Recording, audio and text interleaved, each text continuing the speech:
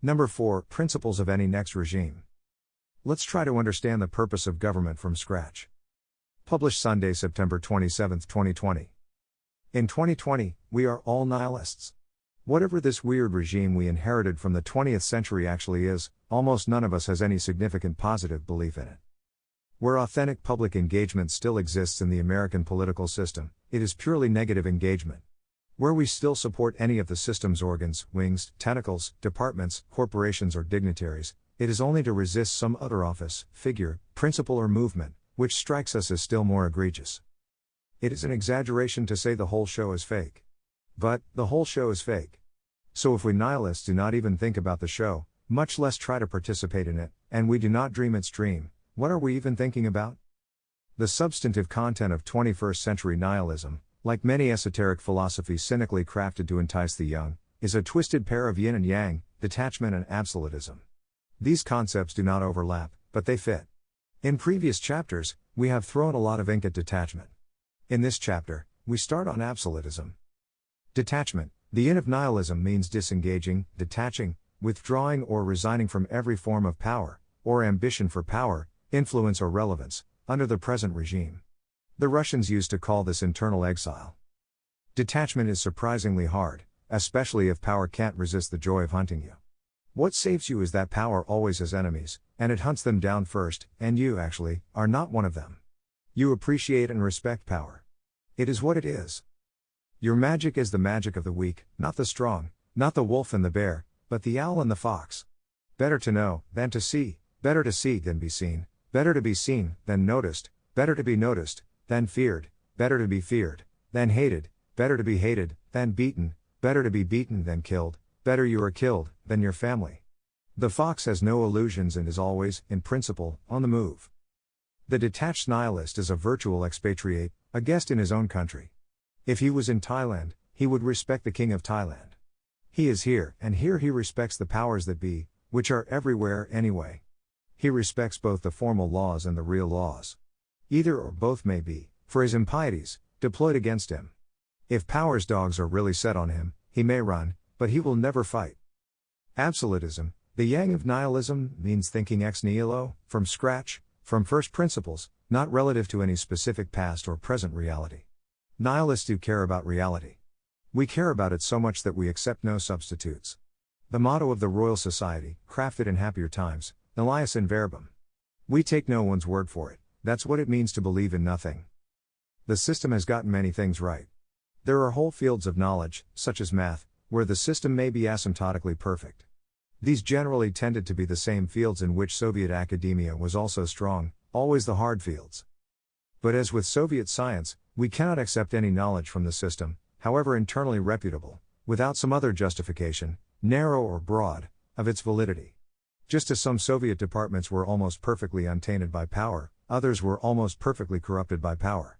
There is not much left of Soviet psychology, Soviet political science, Soviet historiography. A broad justification is like, Soviet physics is valid. A narrow one is like, this Soviet psych paper is valid. Either demands an argument. Soviet physics cannot be accepted in verbum, either because of the prestige of the USSR, or the prestige of physics, and nor can any Soviet paper, just because it appeared in some prestigious Soviet journal. The tradition of scholarship is to stand on the shoulders of giants. Typically the scholars do not think much about the giants, they take the giants for granted. These giants, they know, are good and friendly giants, they are not gods, they do err, but their errors are accidental, random noise, it is our task, on their shoulders, to correct them. The situation of the scholar changes once he realizes that while there are certainly plenty of giants in the crowd he is surfing, there are also more than a few ogres. The errors of the ogre are not accidental, they are sins, even crimes, of various degrees. Auden knew the species. August 1968. The ogre does what ogres can, deeds quite impossible for man, but one prize is beyond his reach, the ogre cannot master speech. About a subjugated plain, among its desperate and slain, the ogre stalks with hands on hips, while drivel gushes from his lips. Every true scholar remembers the first time they set foot on the shoulders of an ogre. That foot itched savagely and at once, producing an irresistible desire to be standing on the ground. Those who escape this allergic reaction are blessed. Not scholars but strivers, they may go far indeed in the poisoned garden of the cathedral, and if lucky, even grow up to be ogres themselves. Over time, the whole nave fills up with ogres. The absolutist, back on the ground, has a huge problem. We really do have to start ex nihilo. While there are real giants on whose shoulders we could stand, nihilists will not stand on anything's shoulders again without a good hard look at its intellectual DNA. This leaves nihilist scholars with a lot more work, mostly in soft scholarship, than their orthodox peers. But is this a problem? Isn't the Western world experiencing an embarrassing shortage of real work to occupy its overeducated, overpopulated clerks? The more scholarship we find corrupt and discard, the more work we give ourselves, and when whole fields must be discarded, the creative opportunities become immense. 20th century history, for instance, is an almost completely fallow field. Beyond some facts and figures, nobody knows anything about it. It's a fascinating period which has barely been studied, except of course by its own writers, essentially all of whom were attached to one of its contending factions. Imagine reading the Third Reich, the USSR, even the Roman Empire only through its own authorized eyes. But our regime is different. Sorry, dude. The primary sources, voluminous in this period, are as interesting as ever. They are not history, though. But this is not a work of history. At the end of this chapter we'll make our first foray into another area, absolute public policy, which is not just a fallow field but an entire unexplored valley. Hopefully you like the look of this valley, since we'll be spending the rest of the book there. We will also spend the rest of this chapter getting there. At least it is shorter than the last. By rejecting precedent, ceremony and tradition, absolutists get to design the future from first principles. But starting from zero is only half the journey. The other half is getting to zero, from our principles. They may suck, but they are ours. One way to sell absolutism to Americans, which is almost as hard as selling BLTs to ISIS, is to derive our next political doctrine not from rational first principles, like a total spurg, but from some long-hallowed American mantra which we all adore. Let's start from Lincoln's great line, government of the people, by the people, and for the people. Who doesn't love Lincoln? No one who matters. Who disagrees that this phrase describes the ideal government? Probably no one at all. Let's drill into our lovely Lincoln line, and see where it takes us. First, can anyone explain the difference between of the people and by the people? I can't. I think Lincoln thought three things was more poetic than two, which is true. Unless of means over, but this is implicit in the definition of government. Either way, we are down to government by the people, for the people. But for the people is definitely not the same thing as by the people. These are two Boolean attributes, like saying, cold, fresh water. At least for drinking, cold fresh water is the best. Hot salt water is the worst.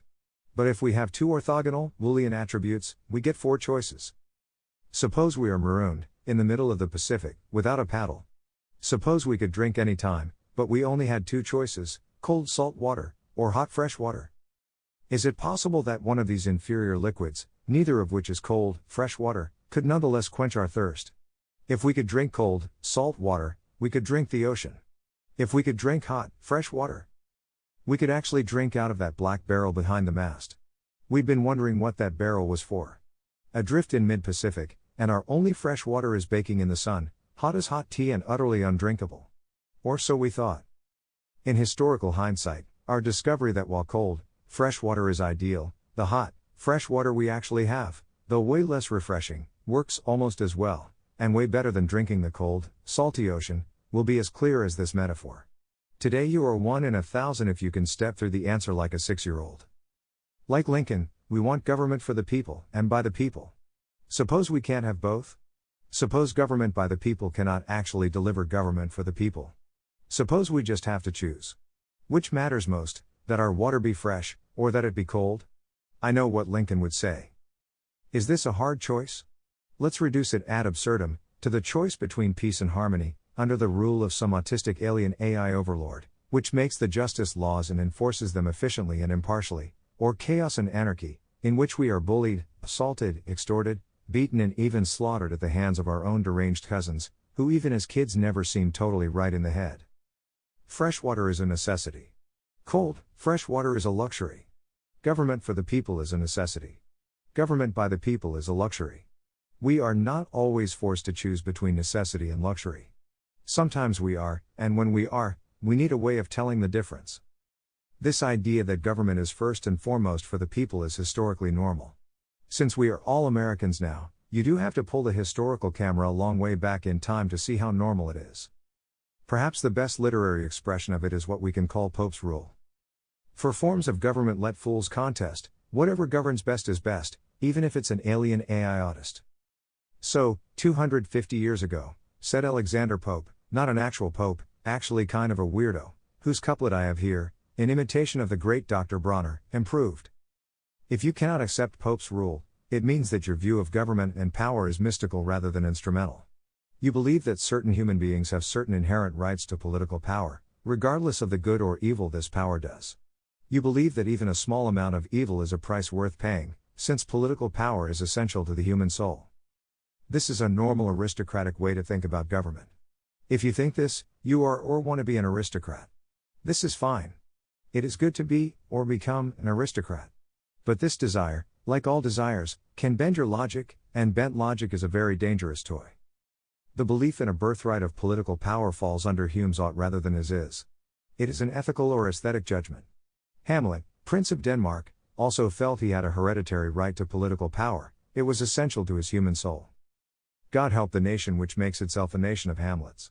Dear reader, logic cannot dissuade you from this aesthetic. I urge you to question it. If this is too hard, you may not get much from the following discourse. For the rest of this book, good government is government for the people. As nihilists, we feel comfortable in denying that anyone, whether Prince of Denmark or citizen of Dagestan, is born with any moral right to any political power. The only question of government, in Denmark or Dagestan, is what is good for Denmark or Dagestan. Latin is cool again. Here are 3 purposes of government, as Latin phrases: A. Vox populi, vox Dei; B. Salus populi, suprema lex; and C. Luxus populi, suprema lex. Nobody ever said C, but the Latin is right, I think.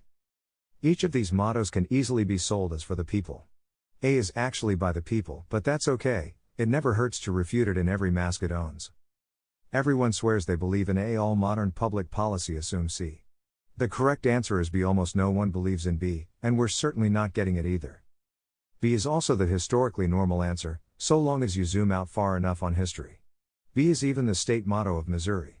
If Missouri took it seriously, Missouri would be a pretty different place. B should not be at all weird or surprising.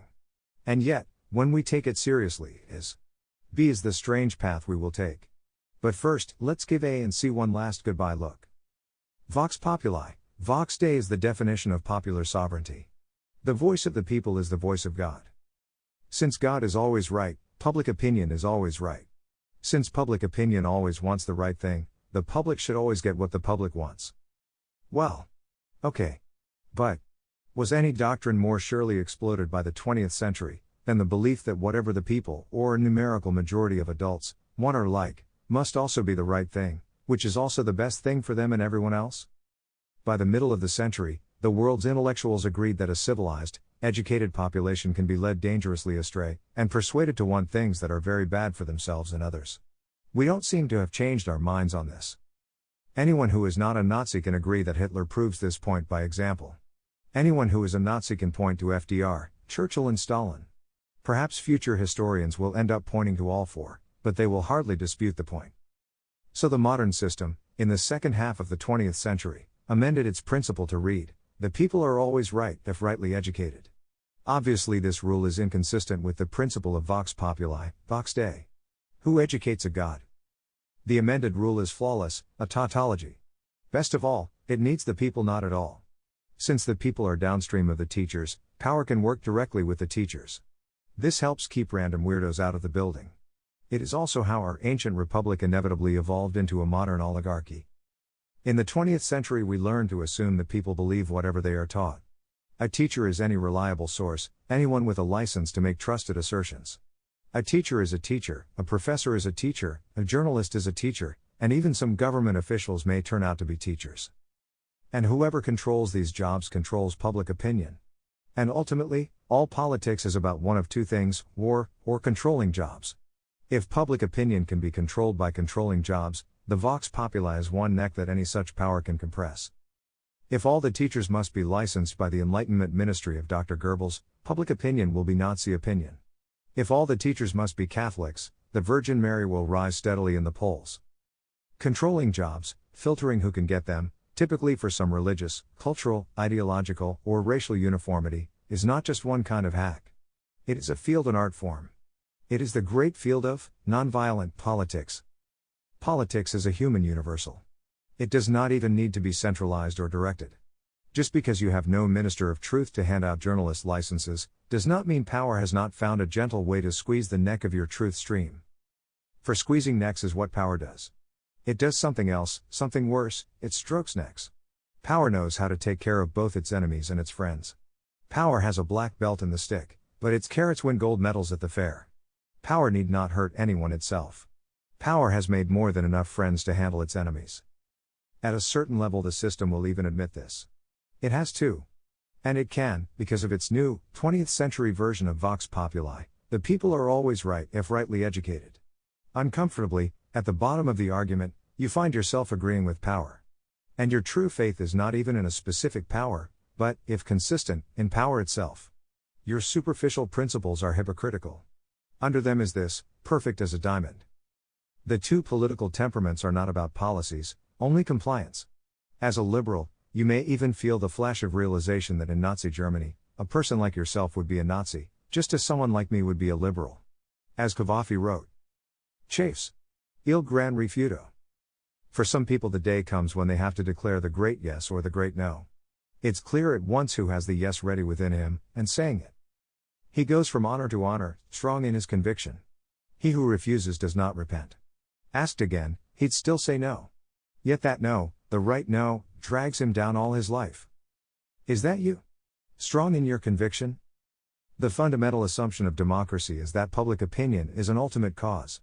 Once public opinion is a consequence of some other cause, once it must be led and educated, Vox Populi, Vox Dei is not even wrong. No voice can be the voice of God, yet also the voice of the man behind the curtain. If the voice of the people does not even come from the people, if they are less speaking, than spoken through, if the grassroots always turn out to be made of nylon, whatever party, institution, movement or force does control this voice is, by pretending that the voice is both endogenous and exalted, pretending to be God. This is nothing unusual. Most regimes pretend to be at least inspired by God. Many even pretend to be descended from God. Is Vox Populi, Vox Dei less rational? But God never speaks directly. When we grant sovereignty to public opinion, we grant sovereignty to the teachers, the persuasive institutions that manage public opinion. This is no different from granting sovereignty to army, church, or king. Unless public opinion is an ultimate, self-governing, self-creating cause, beyond the power of any other power to manage or regulate, popular sovereignty cannot substantively exist. The paradox of public opinion is that if public opinion is irrelevant, suppose absolute power, both real and formal, is in the hands of king and army, jock chad boneheads to a man, no power has an incentive to coerce or seduce public opinion. No power has any reason to compel the public mind, so the public mind is effortlessly independent, it is the only cause of its own opinions. It has to be ruled by boneheads, though. But public opinion, under a constitution in which the sovereignty of the public is real, formal or both, becomes a megaphone of power, a sacred conch, which is the prey of every party with any motive to speak through it. Rather than an infinite wellspring of fair and impartial philosophy, it is a blade which the strong wield and the weak suffer. Yet in some cases, we know, democracy actually works. In some cases, we know, it is a tool for public opinion to control the state, not for the state to control public opinion. There is supposed to be a valve, so that power flows only in the proper direction. But a valve is always a tricky little moving part. What determines the real direction of flow? If we could only start controlling the state again, we might even learn to control it well. Suppose the legitimate and sovereign public was a legitimate and sovereign king. We know that kings, even dynasties, can go from power's master to power's creature.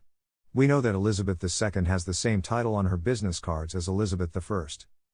A monarch cannot be a true and absolute monarch, full master of the state, without a. unshakable will to rule, and b. total confidence in ability to rule. Any glitch in will or confidence can turn any monarch into a headless body, or a royal celebrity, equally irreversible conditions. We can generalize this by saying that no regime can rule unless that regime is strong. The historical birth of democracy, both in the Greek world and the English world, was not a consequence of democratic philosophy, but rather of popular strength, if that word can bear the marriage of determination and ability. We see that early in a democratic period, the real power of democracy, the power of the mob, greatly exceeds its formal power. Late in the cycle, this disparity inverts, the formal power of democracy exceeds its real power. Its peaceful, apathetic voters are not only a not mob, they are not even a crowd. These last men are too soft to even lift the swords of the primitive and violent ancestors who created their powers. So those powers must and will be taken from them. In a monarchy where the king is weak, the king will be managed. In a democracy where the voters are weak, the voters will be managed. In no such country can vox populi be vox Dei. God is not managed. It is impossible for any weak party, person or population to truly rule. As Tocqueville wrote, no form or combination of social polity has yet been devised, to make an energetic people out of a community of pusillanimous and enfeebled citizens. This is why FDR cannot be charged with the murder of American democracy, any more than Caesar can be charged with the murder of the Roman Republic. In both cases we see a regime no longer capable of managing its country. We should not hope to see such a regime restored. Time does not reverse, we should hope to see its replacement, itself nearing the end of fate's thread, itself so cleanly replaced. A democracy in which public opinion is formally sovereign, but lacks will or capacity, is a bit like a monarchy in which the king is formally sovereign, but 8 years old. The big difference is that 8-year-olds grow up, a trend that any sharp careerist in the civil service is wise to anticipate. This inevitability makes a temporary regency inherently temporary in the long run. The king is still the king. But for now, no nation has ever actually been ruled by a child, and none will ever be. But if the lack of will and confidence in modern America is in any sense a consequence of a long-term decline in public virtue, the trend is in the opposite direction. America is not like a child. America is like a grown man with the mind of a child. The child will grow up, the man is growing down. Your people, said Alexander Hamilton, your people, sir, your people is a great beast. Hamilton was right, but a great beast has will and capacity. Hamilton was right today, Hamilton would not be right. He would look at us, even at our riots, and see a petty worm. Next to his 18th century beast, 21st century democracy is a sea cucumber. Once a wild animal, it has since evolved into a sessile quasi-vegetable without will or capacity. Any vegetable has a farmer. To empower it is to empower its farmer. Its voice is the voice of that farmer. This hollow and passive ventriloquism is the last stage of many a regime. If public opinion is not an ultimate cause, all governments are autocracies granting absolute power to some arbitrary, contingent, and unaccountable institution, which is deemed spiritually pure and infallible, but which does not include the whole public. Autocracy literally means oligarchy or monarchy, the absence or converse of democracy. In a polity in which democracy is effectively impossible, there is no case for autocracy, the trial is only between oligarchy and monarchy. But in your mind, autocracy just means monarchy. This may seem like a semantic nitpick. It is a semantic security hole. It is how democracy died without you noticing. You assumed that democracy meant the absence of autocracy, which is true. Then you equated autocracy with monarchy, which is false. Then you didn't see a monarchy, so you assumed you had finished checking for autocracy and clicked OK. It's a good thing you're not guarding, like jewels, or something. If an oligarchy manages public opinion is managed just the same. The public mind that is managed by an oligarchy is managed just the same, it is just not managed by a single person or institution that everyone can agree to uniformly resent. In other words, it is managed more stably and securely. The real advantage of oligarchy is not that oligarchy is inherently freer than monarchy. It is that oligarchy is inherently more stable and secure than monarchy. By definition, it is easier to overthrow a monarchy. So monarchies work harder on internal security. So they often feel less free because, if at all wobbly, they are less free. In a period of global instability, such as the last quarter millennium, monarchies are at a disadvantage, because stability is at a premium. This disadvantage forces them to overinvest in internal security. This is why we think of monarchies, autocracies, and secret police states as essentially synonymous, and generally foul and wretched. The freedom characteristic of young oligarchies comes from their stability. The stabler a regime is, the more controlled chaos it can safely tolerate. Unstable autocracies cannot even tolerate free enterprise. Extremely stable autocracies can even tolerate free speech. The stabler the government, the more liberty it can safely allow. Unfortunately, this means aging oligarchies grow more repressive as they weaken. This apparent paradox is isomorphic to Karl Popper's famous paradox of tolerance. The party is tolerant as possible, consistent with its own security. It tolerates every party, except any party that would not tolerate the party. If liberalism extends its tolerance to fascism, fascism might overthrow liberalism. We know this because it happened. And fascism in power does not tolerate liberalism, so it is intolerant. So we tolerate everyone, except the intolerant. Popper, stuck in the 20th century without our supercilious and futuristic hindsight, did not stop to observe that his paradox is a perfect multiple equilibrium. The same logic also advises fascists to repress liberals. It is nice that you're having such a strong spiritual experience, but please do remember that this same shit gets everyone high. Milton, in his great call for freedom of opinion, Areopagitica, has just the same insight. Protestants should tolerate other Protestants. But Catholics are dangerous to the state. Catholics must be cancelled, maybe even punched. There is always some such theory.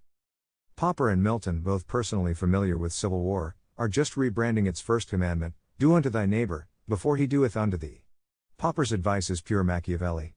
Its message to any regime is, take and hold the levers which control public opinion, before someone else does. If public opinion controls the state, to control the state, control education, journalism, scholarship and art. The distribution of this control is a military fact on the ground, an arbitrary contingent outcome of history. If public opinion is delivered via TV, send your tank brigade to the TV tower. If it is delivered via internet, filter the internet. Popper has just reinvented the Schmittian exception, the Tudor prerogative, or the Bourbon raison d'etat. For the same reason, Elizabeth I banned Ben Jonson's play Isle of Dogs so effectively that we don't even know what naughty things it said. Cancel culture is not some Snapchat-era fad, it is older than Shakespeare, older than Rome. There is still a difference between centralized, monarchical sovereignty, like power in Tudor England or Nazi Germany, and decentralized, oligarchic sovereignty, like power in the modern world. The latter is a lot harder to get rid of. In the old, vanished world, there was only one power to persecute you. In the modern world, everyone does unto their neighbor, or is starting to think about it. At least if their neighbor has put up the wrong lawn sign. In the old world, the king was easy to dethrone. In the modern world, how do you dethrone your neighbor? A decentralized oligarchy is still an autocracy. It has no Hitler and no Goebbels, and needs none. Va victis. Next time we meet, it will be on a tank. A luta continua. Luxus populi suprema lex is real Latin. It is not a real Roman idea. It means public luxury is the supreme law. Few ideas would horrify a proper Roman more.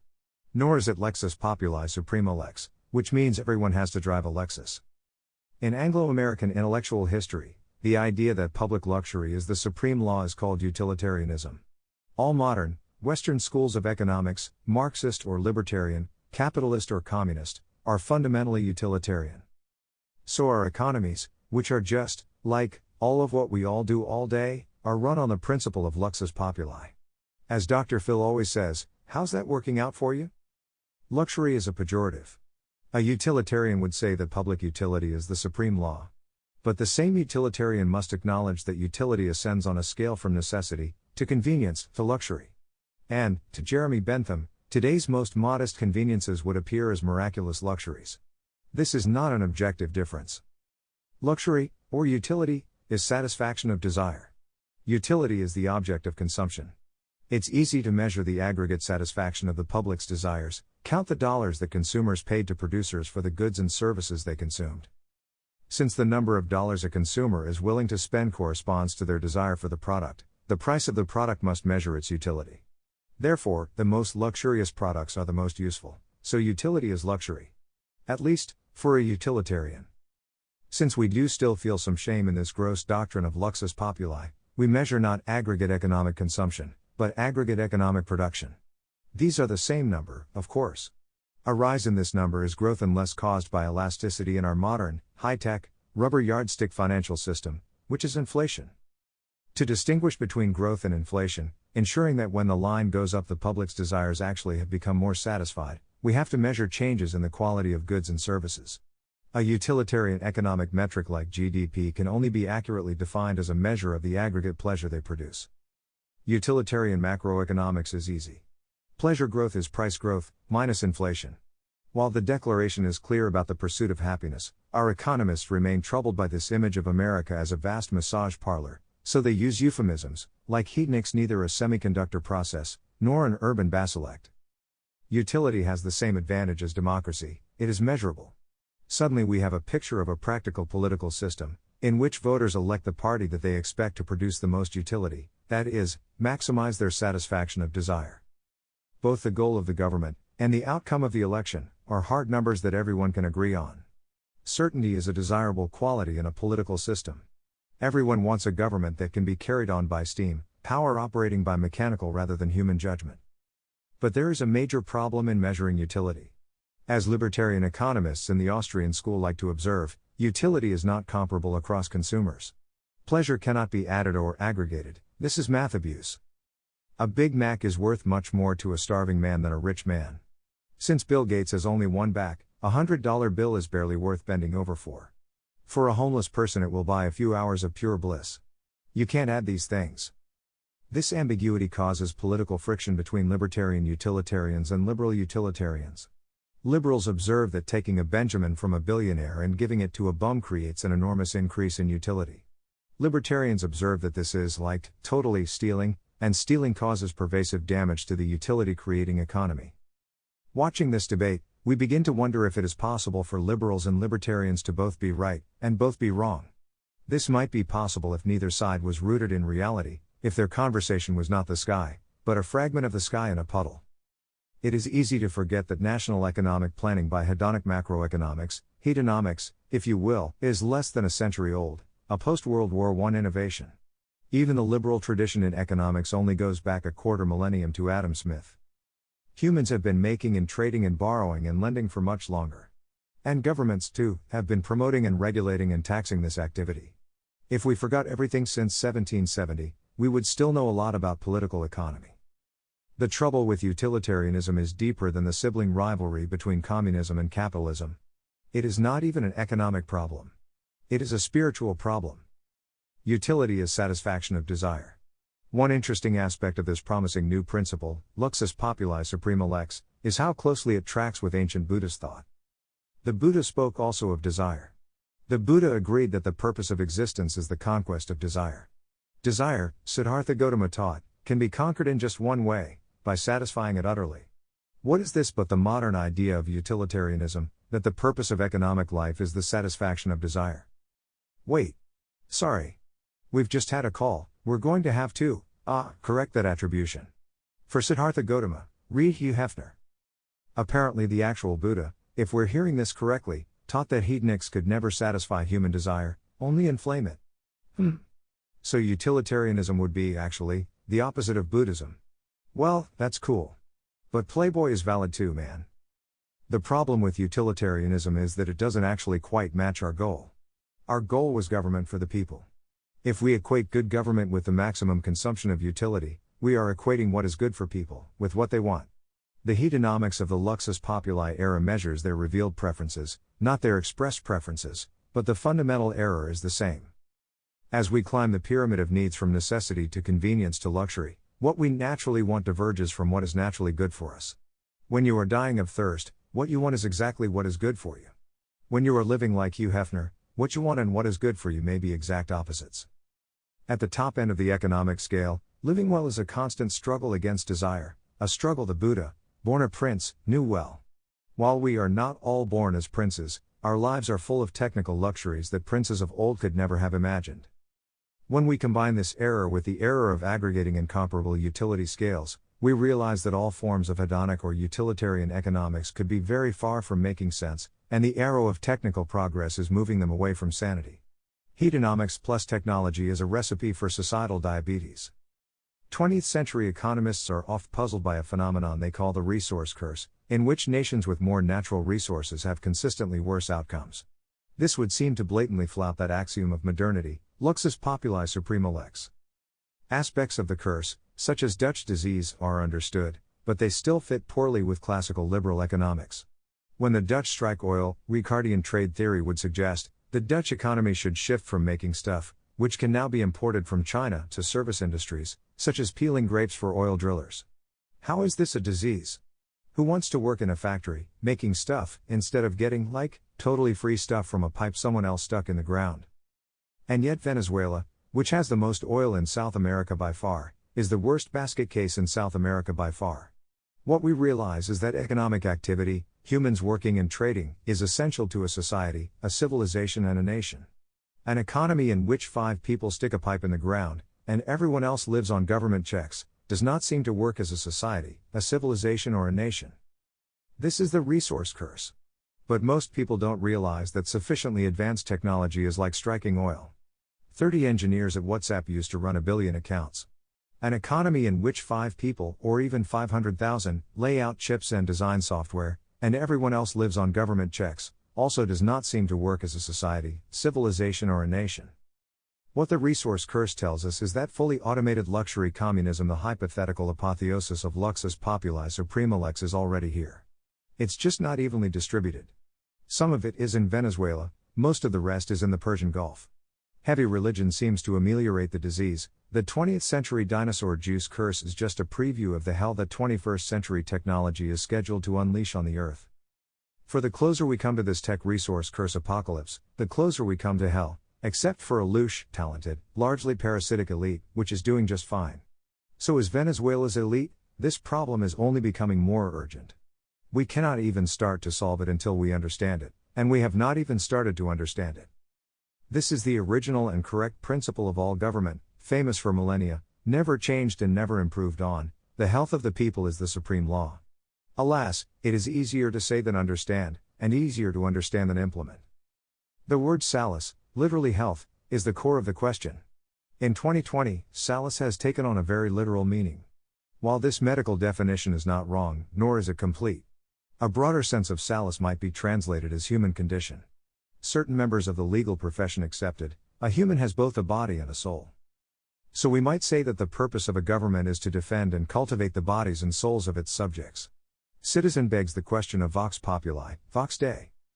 The central problem of salus populi suprema lex is that while the health of a body can be quantified, sort of, the health of a soul is a qualitative and aesthetic judgment. Usually this is a very easy judgment, at an individual level. But it is completely resistant to the quantitative methods of 20th century mass administration. Quantitative metrics of administrative success are inherently popular in an oligarchy, because they enable impersonal, procedural, and unaccountable decision-making. When the criterion of success is qualitative, aesthetic, or even just unscientific, the decisions can only be handed to a single author, chef, director, general, or CEO. This individual may tire of serving as a passive decision oracle for procedural exceptions, and try to manage proactively by initiative and command, and you are at monarchy. This is why luxus populi remains so popular. It fits the tools of the procedural state. Cinema has long since accepted the auteur theory. Chain restaurants compete with independent chefs on price, never on quality. And if making a movie or preparing a menu is an intangible creative whole that must be the vision of a single human mind, and would be a mess with one more director or one more cook, how much more so is government? Therefore the qualitative rule of salus populi, though it does not demand a monarchy, is as historically bound to it as the quantitative luxus populi to oligarchy. Here we arrive at the meat of Grey Mirror, the operating manual for the next prince. While every historical situation is new, the next regime will face an unprecedented challenge, global regime change, on a planet festooned with H-bombs. The birth of this regime will be as spectacular and irreversible as a rocket launch, and as binary. And it must be as carefully engineered. No one's country can blow up on the pad. And we have absolutely no idea what to do. We need to build a rocket, we are not even sure we know physics. Since for a government to work, one or a few must lead and the rest must follow, we actually have 2 arts to relearn, not just the art of ruling, but what Wyndham Lewis called the art of being ruled. The latter is probably the hardest. Our knowledge of 21st century governance comes from 3 places: A. Abstract theorizing, always the worst possible way to think. B. Personal experience in 20th century governance, which is sometimes useful and usually much worse than useless, since it is usually experience in how to do the wrong thing badly. And C. Old books by people from incredibly strange countries, who are dead and don't answer their email. By choosing the old objective of government, the salus populi, we have made the dead man happy. At least we know what moon our rocket is headed for. Still, neither we nor our old sages have any clear idea what the salus populi means in the real 21st century. Nor, since the question is neither inductive nor deductive, but critical and aesthetic, can logic force us to agree, de gustibus non disputandum. What do we mean by the salus populi? Any English speaker who has studied modern Greek has been delighted by the fact that metaphor, in modern Greek, means truck. A metaphor is indeed a truck. A metaphor is a qualitative, aesthetic way to get from point A to point B. A metaphor of government is a perspective for judging a government. If our metaphor of government is that Elvis is Lord, the way we judge a government is to ask, what would Elvis do? What would Elvis think? If Elvis is satisfied, so are we. Of course, this truck is only useful if we know more about Elvis than about government. In my pocket I have 5 metaphors of government. All 5 are synoptic, ask the same question, they produce roughly the same answer. This could be because it is the right answer, or it could be something else. Unfortunately, bits have become very expensive this summer. Gray Mirror's bit budget is almost exhausted. We can only afford 2 of these trucks. We have chosen the 2 which are new to almost any reader, which you have never thought about in the context of politics or history. They are not the best trucks, but they are new. The remaining 3 are used. You can probably guess them. They can be represented as gods, forces, principles, etc. Besides the price of bits, there is a second reason not to drive around in used trucks, even though these are, on balance, much better trucks. The system has broadcast not just pictures of the used trucks, but also broken, twisted caricatures. Our friends find these bad metaphors, pick them up, use them, and wind up cast as the villain in the dream, with the performance better than acting. It's not a part you want, be careful. The human zoo. Right away, you find this creepy. Strap in, buddy. We're in for some hardcore philosophical ethics. First, there are 2 kinds of zoo. In the first kind of zoo, the animals exist for the zoo. In the second kind of zoo, the zoo exists for the animals.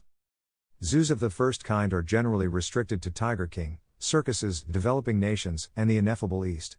Western zoos that any professional considers real, legitimate zoos are always and everywhere zoos of the second kind. The purpose of the zoo is to support the animals, not the other way around. The Bronx Zoo is not a conspiracy to imprison and torture animals. So the zoo is for the animals, just like government for the people. Yet the zoo exercises absolute, unconditional dominion over its animals, just as any government exercises absolute, unconditional sovereignty over its subjects. Maybe this metaphor isn't so creepy after all. What does zookeeping for the animals actually mean? What is the salus animalium? As with humans, this question is surprisingly hard to answer. In animals, it partakes more of the physical. We only think of humans as having souls, but higher animals certainly have minds, habits, and personalities. We name our pets for a reason. The salus animalium could mean the zookeeper is a farmer, that her goal is to produce as many physically healthy animals as possible. While reputable zoos do breed animals, a zoo is a zoo and not a lion farm. The salus animalium could mean the zookeeper is a crazy cat lady, that her goal is to make sure the animals enjoy their lives as much as possible. The purpose of this zoo is the pursuit of animal happiness. The lions only eat filet mignon. Since intoxicants make lion happy, they even get all the vodka and catnip they want. Perhaps there is even such a thing as lion porn. But a cat lady is not a zookeeper, either. The relationship of a zoo to the animal condition is much more subtle than this. It starts with the universal understanding that any creature raptured from the wild and imprisoned in a zoo, or still worse born in the prison of a zoo, is fundamentally a diminished creature, a lesser animal than its free and wild cousins. Then the zookeeper asks, how, within the operating constraints of a real-world zoo which does exist for the animals, but cannot run out of money for them, can she ameliorate this diminution? This amelioration is her definition of the salus animalium. Her caged lions will always be less than real lions. But what can she do to make the lions as real, as liony as possible?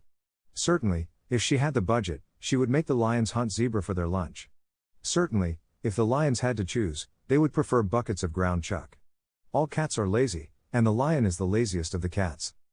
It turns out that a big part of making a lion into a real lion is presenting it with the real challenges of being a lion. These challenges are expensive, often prohibitively so. It is much cheaper for the zookeeper to not challenge the lion, for its so-called life to be ground chuck, catnip and cat videos. This is the happiness that any lion would pursue. Any lion would choose this cat prison over the wild, unforgiving veldt. But in the zoo, pleasure is cheap and difficulty is expensive. To exercise the lions and keep them from becoming bored and neurotic, on a budget, without the use of catnip, lion porn, or any other degrading stimulus, is a constant challenge of ingenuity that makes any Gerald Durrell memoir entertaining. Now let's drive this metaphor into human space. It is still just a thought experiment. But now there are wingless bipeds in the zoo. Alerted to the human breakout by our expanding electromagnetic sphere of bad TV, the Galactic Authority sends one of its early supervision units to our system. This alien ship shows up in Earth orbit and parks there, breaking against the galactic ether in a giant shower of disco-pink sparks. On board is an alien zookeeper. Her IQ is a divide by zero error. Soon her nanotech sensors are everywhere, so she knows everything. And she can zap anyone or anything, so no power can resist her. Her regime is as supreme over all human powers, as the zoo over its lions. Fortunately, she is a good zookeeper. She is here to govern for these humans. The humans should thrive, they should flourish, most of all, they must be as human as possible. Yes, well-heeled alien tourists in their UFO yachts, dropping by this arm of the galaxy, will check out Planet 3 and leave with lighter wallets. But this is only to help fund GA's new planetary wildlife park. An early supervision unit isn't cheap. This operation is cheaper than you'd think, because humans are not lions and naturally govern themselves. Taking a tip from the British Empire, our zookeeper practices indirect rule. She uses her unlimited exceptional power not to govern directly, but to select the form, and if necessary the laws and even the personnel, of an appropriate human government. Ideally, she never needs to zap anyone at all. It is this regime, not alien but alien approved, an alien satellite or puppet state, that must uphold the salus populi. The playbook of the alien zookeeper is an operating manual for choosing the form and structure of a good human government. While the alien is up there with the lasers if her puppet leaders cannot hold themselves in power, so the example is not quite natural, she really doesn't want to have to do that. This metaphor drives us to a design document for a good human government. The alien zookeeper does not exist, so we can't get our hands on the document. If we could, and we knew it was genuine and infallible, we could do a lot of good with it. No such luck. We can still try to write it. Which is all a good metaphor can do. The alien zookeeper is a good metaphor, but ultimately too weak. It requires us to imagine an alien power which is as far above us as we are above the lions, a serious test of anyone's creative powers. Our next truck needs to do more of its own driving. Here is a more powerful truck. The power comes at some cost. The alien zookeeper was very unlikely, but actually kind of sweet. This metaphor is grim, dystopian, and not likely, but much less unlikely. In fact, it's actually almost possible. It is even possible enough that it even runs the risk of being mistaken for a proposal which it most certainly is not. The point of the exercise is not to invite this extreme situation, but to learn to orient ourselves within it. This exercise, which is not real, will teach us principles which real regimes can use to solve real problems in the real world. To make it the best possible exercise, we will make it as realistic as possible. A country is a role-playing game. Its regime is the designer or dungeon master (DM). Both users and designer are perfectly human, but the designer shapes the world in which the users play. So, just like a government, sort of. This seems like a very normal truck, not at all weird and scary. Maybe we should hitch a ride on it, and see where it's going. Who is this demiurge, the game designer? What are his goals? The DM, whether the organizer of a tabletop game or the architect of a virtual world, is devoted to the experience of the role-playing users, who both are, and are not, their characters. The human condition is both body and soul. The zoo truck was more about the body. This truck is the soul truck. The game is not, of course, physically real. For the soul alone, what adjective should characterize the experience of both player and character? One candidate might be intense. No one would live as a knight and role-play as a marketing consultant. When we immerse ourselves emotionally in a role-playing character, whether in a virtual world or a tabletop game, we want the experience to be as dramatic and significant as possible. It needs to be, since it is just pixels on a screen or dice on a table. In virtual worlds, which cannot hurt us, we reveal our human preference for intensity. It is not a coincidence that virtual worlds so often select pre-modern European social, political and technical parameters, and the older and more fantastic, the better. The most basic human sociology is that all human beings prefer, all things being equal, to live in guilds that fight dragons for a living. There are three forms of virtual worlds: virtual worlds without artificial monsters or player-on-player violence, virtual worlds with both monsters and violence, virtual worlds with only violence. The third form is the richest and most intense. The second form is kind of tacky, but more popular, and can be done well. The first form is lame, and appeals principally to perverts and journalists. As real human beings, we do not fight dragons, but we do want our lives to be as dramatic and significant as possible. It is one thing to define public health beyond public luxury, another to pray outright to Neruda's god of struggle, iron, volcanoes. Pablo Neruda, it is worth noting, was a hardcore Stalinist. And the intensity of the first half of the 20th century was felt by everyone in its second half as a great loss. There is a reason that the fake and lame simulacrum of online politics naturally tends to collapse into fake teenage fascists LARPing against fake teenage communists. While when we become adults we put aside childish things, intensity of life remains meaningful to mature adults. It may be that the most intense and human lives are led by career criminals, followed closely by entrepreneurs. There is no functional society composed entirely of criminals and/or entrepreneurs. And either of these experiences pales next to the intensity of life as an NKVD illegal or a Waffen SS commander. And yet we really don't want to get holocausted or gulaged, either.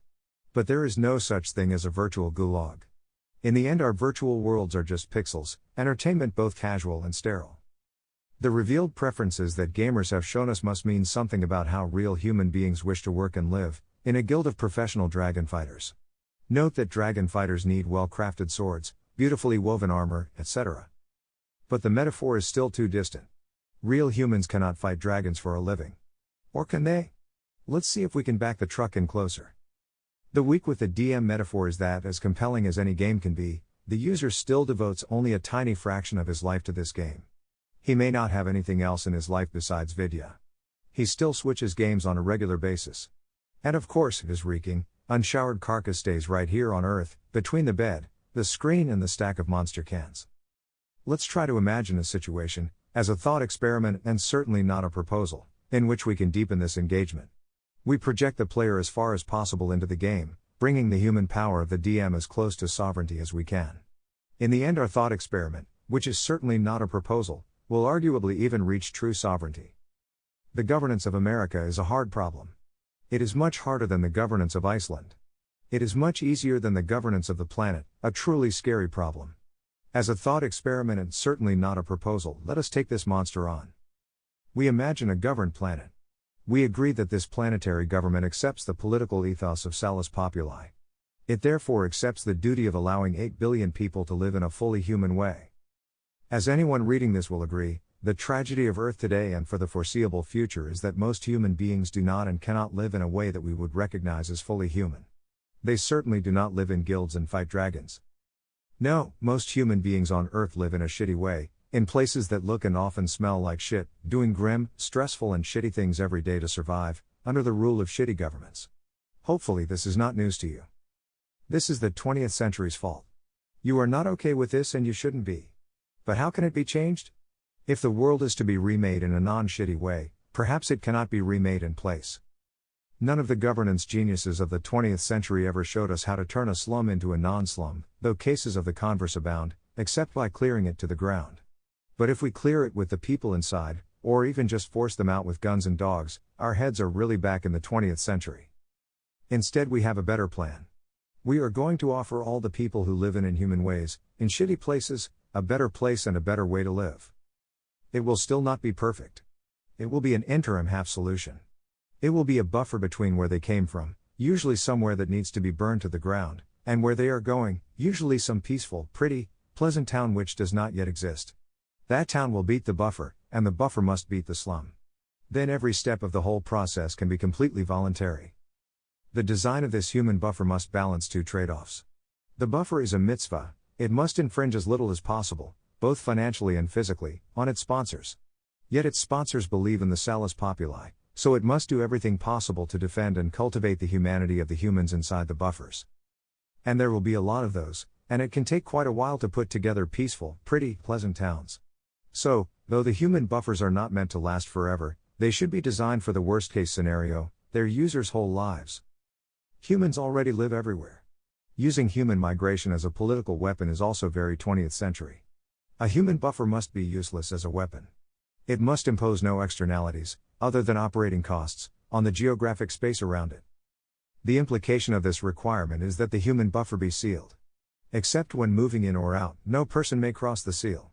A sealed human buffer can be placed anywhere. You could have one next door, just a big, windowless high-rise building. But there is already a word for a sealed human buffer, a prison. How can we build a prison that human beings want to live in? Or at least, that they would rather live in than their current Hobbesian slum? In the past, we couldn't. But now, we have Vidya. Let's start with the grimmest, most dystopian case, the antisocial human atom. Half of these hopeless, unsalvageable people are probably gamers already. Hate your life. A new life awaits you on the off-world colonies. You will live in the pod and eat the bugs. You will love it, because this pod is the ultimate gamer pod. Your pod, which fits in a box 3 meters on a side, is a full presence experience. It provides not just audio-visual presence, as in today's VR, but haptic physical presence. Your hands are virtual hands which can hold and use virtual tools. The pod is also an exercise pod, with both aerobic and resistance affordances. With various loathsome extensions, you can have sex through it. It can even squirt drugs into your nostrils. Inside the box are your pod, a toilet, a bed, a sink and a shower. Food packs and fresh clothes arrive through a pneumatic delivery tube, garbage and laundry go out. From its support matrix, the container needs water, sewer, ventilation, low-diameter pneumatic delivery, enough for bug burritos and t-shirts, Ethernet and electricity. The walls of the box are also screens. The sky is a high-intensity screen. It even looks like you lived in a beautiful place, like on top of a mountain, or maybe in a strip club. The box is a cell in a kind of human beehive. If the container, or its pale and larval occupant, needs specialized support, rails and elevators move it to a contact point where support staff can open it. A light will flash when your box is about to move. Inside the pod, you live in a fairy tale, as a hero fighting dragons with your guild. Your haptic controller is so realistic that you could leave the pod and be a great swordsman in the real world. But when was the last time the real world needed swordsmen? What is the economic model of this pod life? Your pod life is cheap: cost of the box, cost of the matrix, cost of bug burritos, robot laundromats, and emergency services, amortized cost of constructing the pod. You create zero externalities. Maybe the state is happy to subsidize your pod, maybe you created more externalities outside. Or maybe you have to pay your own box fees. Or maybe you want to upgrade your bug burritos to real carnitas. You can work physically in the real world, use your haptic controller to operate real-world machinery. Anything from a vacuum cleaner to a bulldozer can be operated for bitcoins by some gamer in a pod. Not as fun as fighting dragons, not inhuman either. These human buffers then become intelligence data centers, letting any machine in the real world power itself, not by feeble artificial intelligence, but AI complete natural intelligence. The speed of light is a thing, so the box needs to be geographically near its physical application. The world will be dotted with these weird, termite-like towers, which are sealed human buffers made of box hives, and their external support facilities, bug-to-table food production, textile maintenance, and medical/dental/security. A rail and/or sea network can transport boxes to wherever support costs are lowest or more computing power is needed. A light will flash when your box is about to move. You remain legally a resident of wherever you came from, of course. You can go back there anytime you like, but the box is sealed, and so is the hive. You actually have no idea where you are geographically, and you have no reason to care. A light will flash when your box is about to move. For many gamers, this sealed solo pod life would actually be an ideal existence. This just shows us how sick these gamers are. While it's 100% okay to be a sick gamer, normal human beings are a social species, and housing them atomically is inhuman. The natural human unit of social organization is a tribe or village, with tens to hundreds of fellow unwinged bipeds. You know all these people as human beings, names, faces, personalities. The pod village houses a whole human community in one space. The users in this community interact physically with each other, but virtually with the rest of the world. The DM can move users between communities, but users do not regularly circulate. A sealed village cannot be mobile, but it can occupy one or more floors of a high-rise hive. Still, the only non-emergency access to the pod is a secure elevator that opens into a secured space. The village pod remains literally a prison. When the DM staff enters the village, they enter like prison guards, with any level of force they need. But everyone enters this prison only of their own free will. Now we have to persuade normal people, not just degenerate gamers, to move into a literal jail, which they can still leave any time. However strong a product engineering can deliver, this will call for some serious marketing chops. The pitch is simple and not new. A new life awaits you on the off-world colonies. Are you living a shitty life in a shitty place? Why not join the crew of a galactic starship? We will match you into a crew. Or you can bring your own real-world village. You will enter the ship, blast off, and roam the galaxy, having a new, exciting, and different experience on every system you visit. You are James T. Kirk, or at least Lieutenant Chekhov. Or even just some kind of cool-ass Viking rapper space pirate MC. Of course, when you carry out your space pirate raids, you do not physically, in your own body, land on these alien planets. Their atmospheres are unbreathable, etc. You send a drone, which you inhabit through a control pod. If the drone is destroyed in combat, you are obviously unharmed. Obviously, the drone control pods are the same hardware as the gamer pods. But the solo gamer is a social atom. The solo gamer can switch from game to game when he gets bored, as every gamer does. This is not the case in the village pod. The sealed village is one single starship, or whatever the game's metaphor may be. The whole village inhabits a single virtual story. This story consumes the rest of the village's life. If the village bears children, as it should, a childless village is inhuman, but this need not imply above replacement fertility. The story can last forever. In the back room, the programmers are coding up more planets to visit. As generations advance, the players in this game may even forget that it is not real. They may actually think they are exploring the galaxy. If they arrived in an uneducated condition, they may go straight to this faith, which is optimal for their mental health. In the real world, this village is one or more floors in a building stuck firmly on Earth. The village governs itself, how could it not? Yet the village is only a pod in a human buffer, and its government is inexorably governed by the DM. Again, as in the human zoo, we see indirect rule. At any point, four-limbed aliens in armored suits can capture the starship, enter and board it, and do as they will with its crew. Due to their remote scanning technology, the aliens may even display a remarkable knowledge of previous events on board. We are not recommending these human buffers as the future of global governance. We are presenting them as a disturbing, yet barely plausible, future, to put the reader in the barely plausible ethical position of the Dungeon Master, which is also the barely plausible ethical position of the Sovereign. At this point, the two are almost the same. Indeed, the DM has more power over virtual reality than any sovereign over the physical world, and is therefore closer to divinity. To manage a sealed village is to be its god. For a culturally unsophisticated village, this perception may be literal. To manage a sealed village is to be a practical anthropologist, to manage the souls and bodies of your fellow human beings, to design the space and write the rules that their bodies exist in, to design the world and write the code that their souls exist in. Again, like a god, the DM also knows everything. She has a camera feed on every room. The villagers do not read this as an invasion of privacy. They parse her as a bodiless, impersonal force, not a human being. Ideally, she never has to perform any miracles at all, and the villagers govern themselves, as any village can. But she will not let them go too far in misgoverning themselves. What can she do? It is best to keep force abstract. It is enough to say that she can extract any villager from any village in the buffer, and move them to any other village, or to a private pod. With this physical power, the DM has the power to disrupt any petty human tyranny. Her virtual power is far more godlike. Her tech department designs the hardware and software of the pod, both the interface and the game. The interface must offer a sense of human presence as complete as possible. The game must offer a human reality as humane as possible. And these features must integrate with the physical experience of living in a prison and eating tube-delivered bug burritos, so well that a human being can be born and die of old age in the village, having experienced a rich and full life, with no more limits than ordinary reality might enforce on any ordinary human. A lifelong villager will never surf, but nor will a lifelong Mongolian. Because no real village is isolated from the rest of humanity, pod villages live in a virtual world which lets them interact, virtually, with other villages, even other peoples. Outmarriage between villages, in which young men or women transfer into different tribes, is a common human pattern. So is warfare between tribes. So is trade between tribes. So is the spread of arts and ideas. The DM is a human being, not a god. Like a god, she guides a civilization. It is hard to imagine that any human being, granted this quasi-divine power over so many fellow human beings, would fail to use it with at least the care and reverence of a zookeeper whose only professional responsibility is keeping a pair of loner pandas not just alive, but happy enough to hump.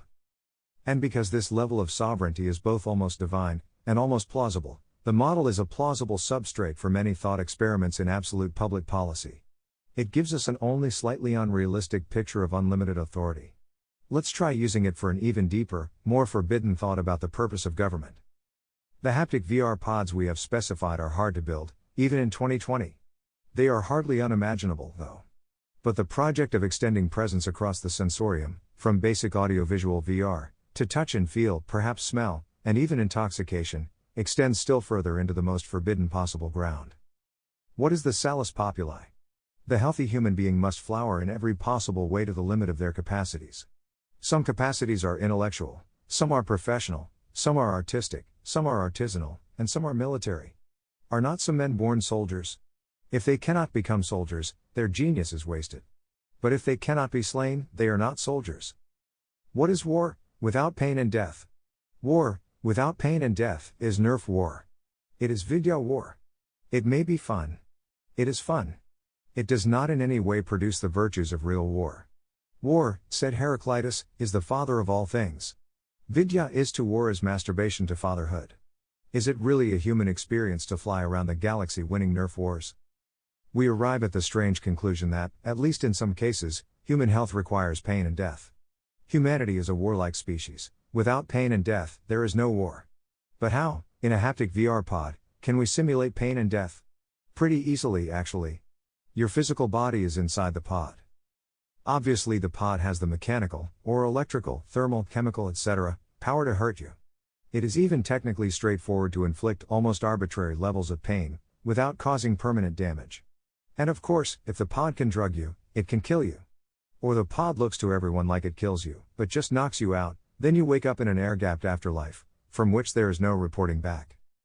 To fight against other human beings, singly or in warfare, in a virtual game, but one in which strength and stamina and pain and even death are real on both sides, is an entirely different experience from Donkey Kong. It cannot quite be as heroic as Homer. It can be almost as heroic as Homer. It can be every bit as lethal as Homer, even if no one is shoving a bronze spear through your face in such excruciating detail. Compare this to the diminished humanity of a natural Homeric soldier, who today can only be a pseudo-soldier fighting pseudo-wars. Or pseudo-feuds, pseudo-crimes, pseudo-dragons, or even pseudo-duels. This Ajax spends his whole life playing Vidya. Or in real life, tossing a ball around. If this is not dehumanizing, what is? Compare that to an extended modality Vidya world in which our Ajax can duel some Hector, in lethal online monomiki, and the loser will actually expect to die. In real life, dueling is illegal, and has been for 2 centuries. Why? Because it is dangerous? So is climbing Everest, and that is celebrated. The usual VR deathmatch, with plasma rifles or whatever, will proceed. The loser will not fall 3,000 feet and be smashed face first into human jam. All he will feel is a little spray in his nose. Yet if this deathmatch is real, or if the combatants believe it is real, or even just could be real, it will have all the energy of the combat of Ajax and Hector. Everyone will come to watch, in VR. The winner of virtual combat is a real warrior, not a virtual warrior, only if the virtual combat has real consequences. Pain and death are just human interface modalities. A human sensorium without them is a crippled and diminished sensorium. And once there are one-on-one duels, why not full wars? Is not war itself essentially human? Are not humans, deprived of war, thus dehumanized? War, said Heraclitus. This is as far as we need to go into science fiction. Again, this bug-eating sealed pod virtual prison death machine future is a thought experiment, not a proposal. I think humanity can do much better. Humanity could also do worse. And virtually modeling the ingredients of the salus populi in this grim, insectivorous hive dystopia, the defeated duelist's remains, usable organs aside, may be fed to the black soldier fly larvae, inevitably imperfect though the resulting meal must be, can still help teach us what it means to be an actual chef. This thought experiment, which is not a proposal, has taught us at least one big thing, that the distance between salus populi and luxus populi goes farther than anyone in 2020 can imagine. While not everything we have learned from utilitarianism is worthless or worse, it might as well be. We know almost nothing about how 8 billion humans should want to share the planet in a human way, even if we could. When we accept the realization that humanity is not and cannot be in a healthy, man-like condition in the absence of pain, violence and death, not a new revelation, not even a Nietzschean revelation, but one of the oldest ideas in Western philosophy, we are forced to accept the general realization that the human experience is in every way shaped by essential difficulty. In hedonomic jargon, humans need disutility. Essential difficulty, the proposition that the human condition is unhealthy when it is unchallenged, is the most salient distinction between the principles of Salus and Luxus. According to the principle of Salus, our bodies must be exercised, our minds must be challenged, our characters must be tested, or we will be less human than we could be. This principle has never been more relevant. Disutility, in older times, was never in any short supply. We never dreamed that we could run short of obstacles. Our bodies were certainly never designed to be couch potatoes. We never expected to beat nature.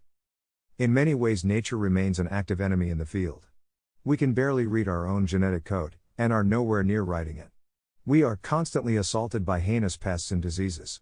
Our computers still crash, and even our VR is incredibly primitive. In other ways, we are still paying the price for 2 centuries of utilitarianism, in which easier was better by definition. It was hard to realize in a pre-industrial world that the indiscriminate pursuit of utility would ultimately become a dehumanizing force. Not that Oliver Goldsmith didn't realize it 250 years ago. The deserted village.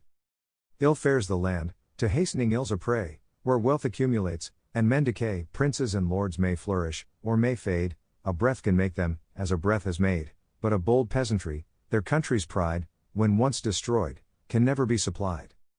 The end point of easier is better is Goldsmith's deserted village. The village is deserted because Britain's rising pre-industrial economy has shown that its functions are no longer needed. The factory is on its way for the last of the village blacksmiths. Today the container ship has long since come for the last of the sailors. And 250 years later, the drone has a sharp message for the last of the soldiers. Is this progress? Soldiers are no longer pierced by steel. Sailors are no longer drowned rounding the horn. If you cannot be pierced or drowned, you are no soldier or sailor. The essential difficulty is gone. So is one more way of being a human being. Making sailing easier has left us with no sailors at all, just crewmen. Soon robots will even drive the container ships. Which is cool. Lots of things are cool. Fire is cool. But if this is physical progress, it is human destruction. And for what?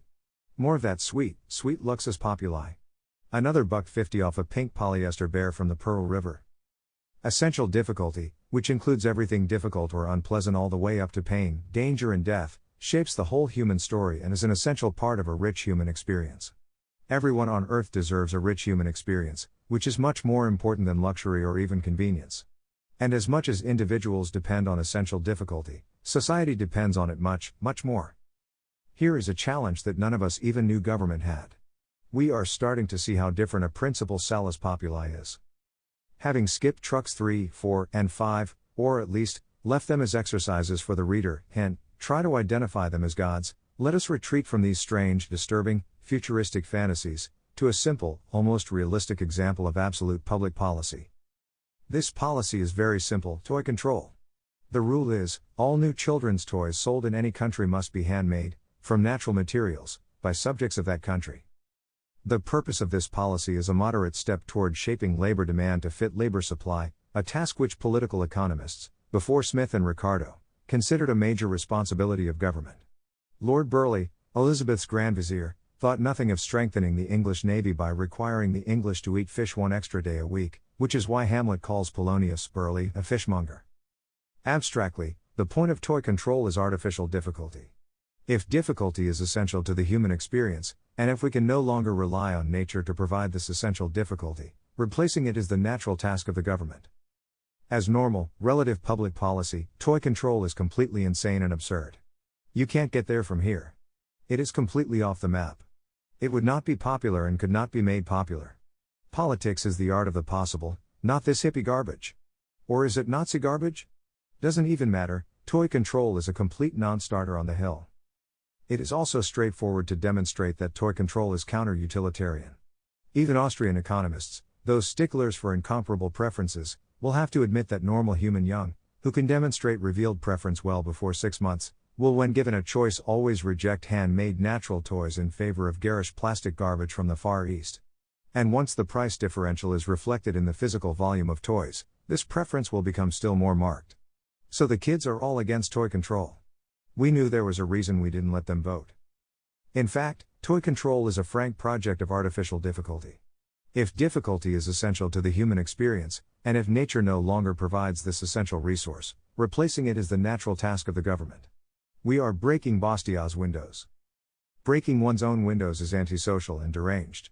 Making one's own toys is not antisocial or deranged. If you cannot tell the difference, Horatio. Let us examine the direct impact of a toy control policy, adopted in isolation.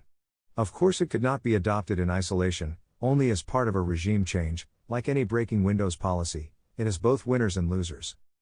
The losers in toy control, by all modern hedonomic theories, are our children. Their hedonic desire for garish plastic garbage from China goes unsatisfied.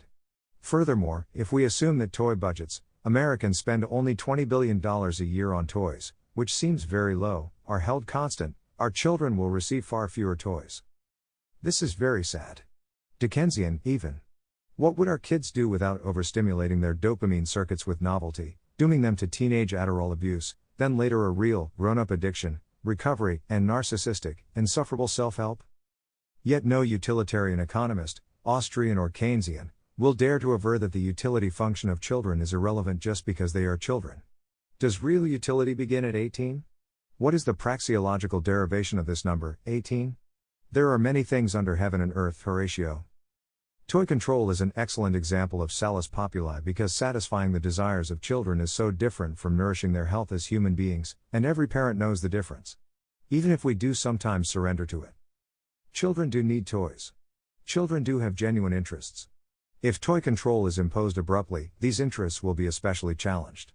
The short-term impact of toy control on toy consumers, while the market for natural toys winds up, will be an epic toy shortage. As natural toys first become available, they will be able to command high prices, so only rich kids will get any new toys. This doesn't seem quite right. There are two solutions to this problem. One solution is to do nothing, and let a used toy market develop.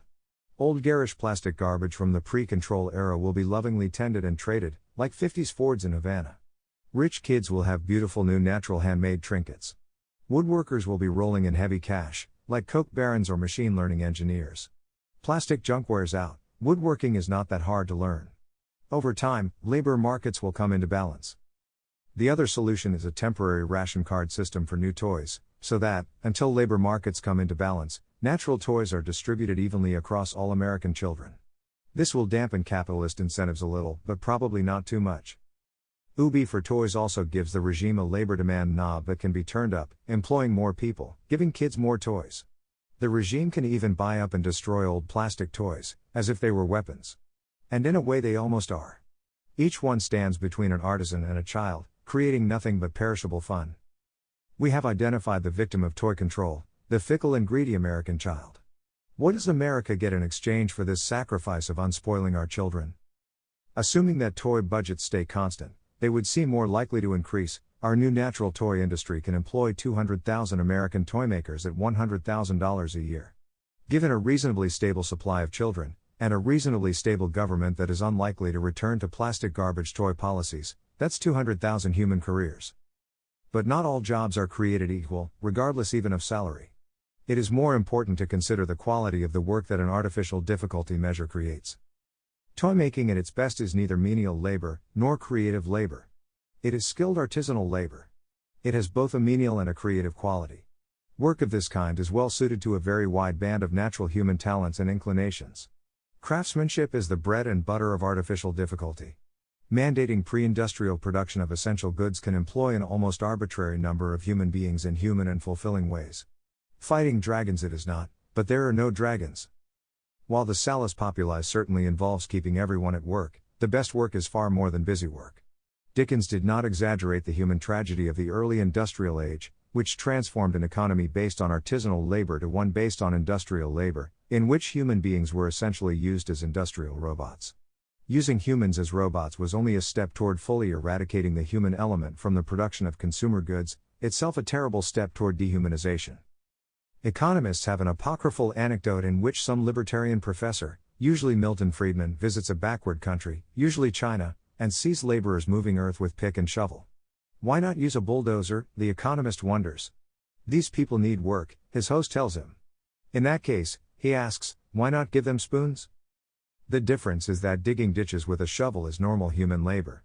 Indeed, it is exactly the right kind of employment for a non-trivial set of normal human beings. But digging ditches with a spoon is inherently and intentionally degrading to anyone. The same can be said of breaking windows and then fixing them again. Employment without meaning really is just punishment. Labor demand fits labor supply when the quality of the work fits the aptitudes of the workers. Ideally, every worker is challenged to exercise their full talents and abilities, and no more.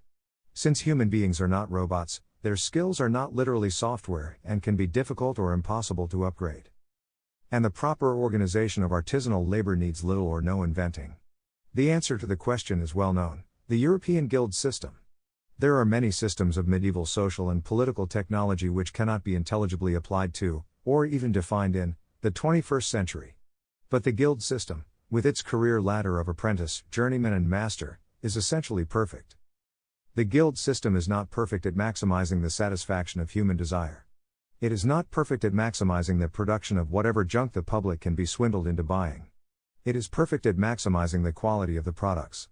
It is also perfect at maximizing the human experience of the producers.